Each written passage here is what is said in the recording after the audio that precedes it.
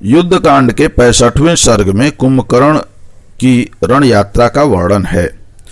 इसमें कहा गया है कि महोदर के ऐसा कहने पर कुंभकर्ण ने उसे डांटा और अपने भाई राक्षस शिरोमणि रावण से कहा, राजन, आज मैं उस दुरात्मा राम का वध करके तुम्हारे घोर भय को दूर कर दूंगा। तुम वैर भाव से मुक्त होकर सुखी हो जाओ।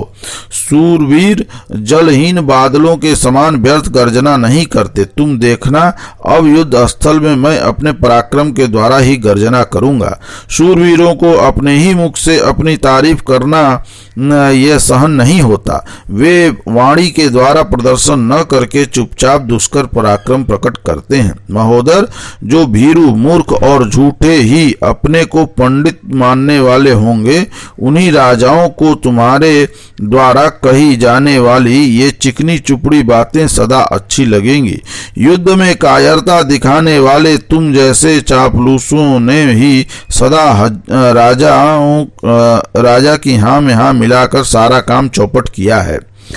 अब तो लंका में केवल राजा ही शेष रह गए हैं। खजाना खाली हो गया है और सेना मार डाली गई है। इस राजा को पाकर तुम लोगों ने मित्र के रूप में शत्रु का काम किया है।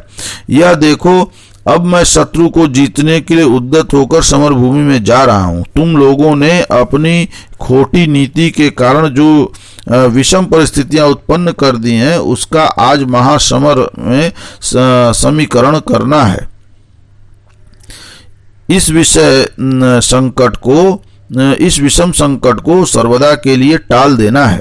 बुद्धिमान कुंभकर्ण ने जब ऐसी वीरोचित बात कही, तब राक्षस राज रावण ने हंसते हुए उत्तर दिया, युद्ध विशारद तात, यह महोदर श्री राम से बहुत डर गया है, इसमें संशय नहीं है। इसलिए यह युद्ध को पसंद नहीं करता है। कुंभकर्ण, मेरे आत्मीय जनों में सौहार्द और बल की दृष्टि से कोई भी तुम्हारे समानता करने वाला नहीं है। तुम शत्रुओं का वध करने और विजय पाने के लिए युद्ध भूमि में जाओ। शत्रुदमन वीर, तुम सो रहे थे। तुम्हारे द्वारा शत्रुओं का नाश करने के लिए ही मैंने तुम्हें जगाया है। राक्षसों की युद्ध यात्रा के लिए यह सबसे उत्तम समय है। तुम पाशधारी यमराज की भांति शूल लेकर जाओ और सूर्य के समान तेजस्वी उन दोनों राजकुमारों तथा वानरों को मार कर खा जाओ। वानर तुम्हारा रूप देखकर ही भाग जाएंगे तथा राम और लक्ष्मण के हृदय में विदीर्ण हो जाएंगे। महाबली कुंभकर्ण से ऐसा कहकर महातेजस्वी राक्षस रावण ने पुनः नया जन्म हुआ सा माना।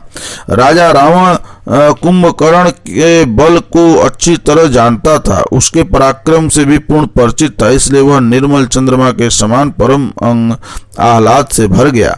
रावण के ऐसा कहने पर महाबली कुंभकर्ण बहुत प्रसन्न हुआ। वह राजा रावण की बात सुनकर उस समय युद्ध के लिए उद्यत हो गया और लंकापुरी से बाहर निकला।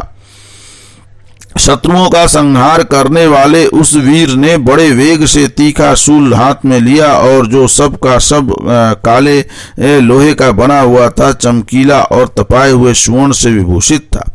उसकी कांति इंद्र के शनि के समान थी। वह वज्र के समान भारी था तथा देवताओं, दानवों, गंधर्वों, यक्षों और नागों का संहार करने वाला था। उसमें लाल फूलों की बहुत बड़ी माला लटक रही थी और उसके आगे की चिंगारियां झड़ रही थीं। शत्रुओं के रक्त से रंगे हुए उस विशाल शूल को हाथ में लेकर महातेजस्वी कुंभकर्ण रावण से बोला, मैं अकेला ही युद्ध के लिए जाऊंगा। अपनी यह सारी सेना यहीं रहे।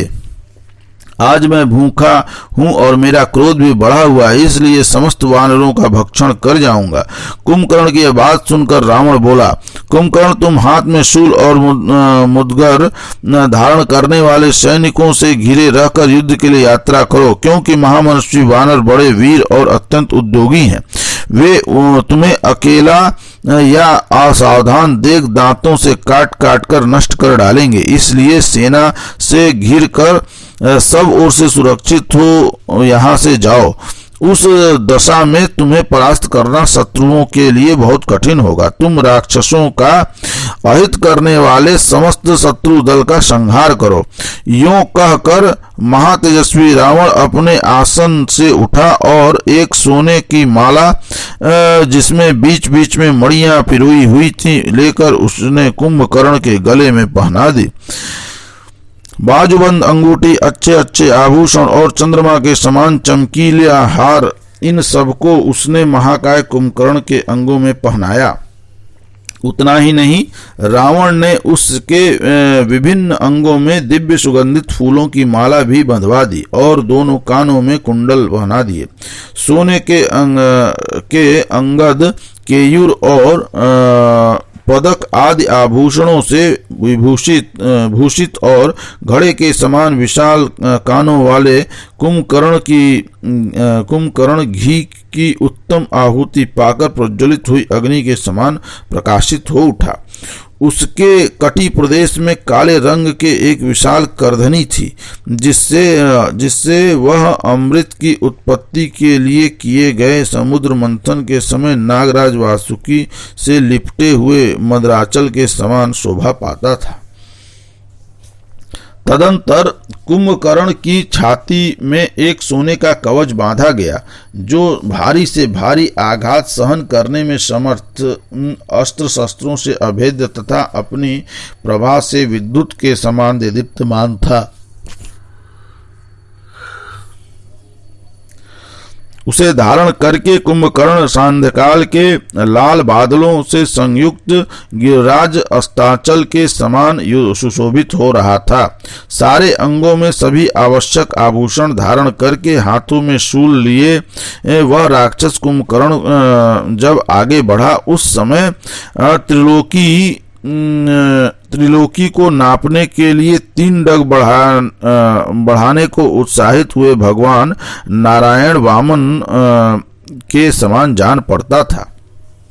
भाई को हृदय से लगाकर उसकी परिक्रमा करके उस महाबली वीर ने उसे मस्तक झुकाकर प्रणाम किया।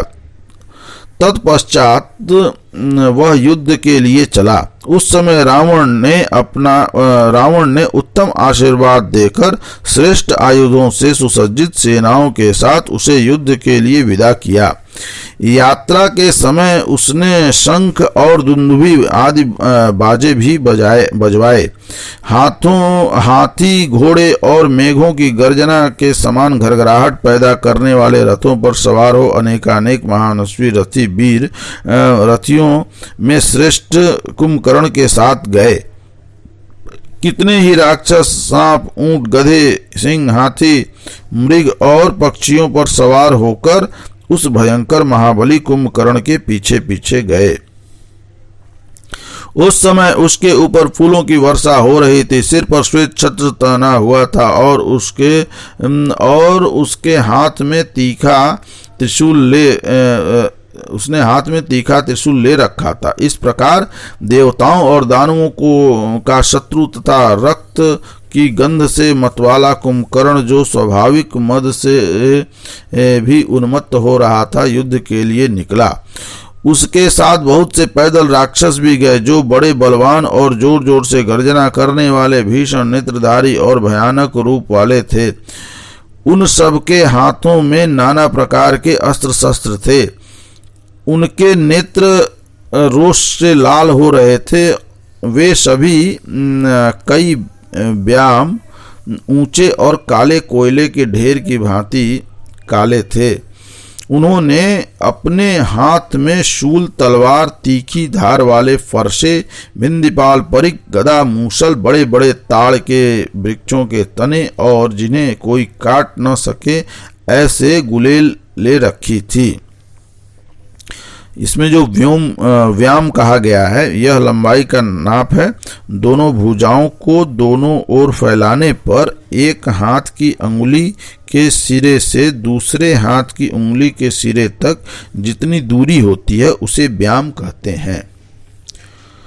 तदंतर महातेजस्वी महाबली कुंभकर्ण ने बड़ा उग्र रूप धारण किया, जिसे देखने पर भय मालूम होता था। ऐसा रूप धारण करके वह युद्ध के लिए चल पड़ा। उस समय वह 600 धनुष के बराबर विस्तृत और 100 धनुष के बराबर ऊंचा हो गया। उसके आंखें 2 गाड़ी के पहियों के समान जान पड़ती थी।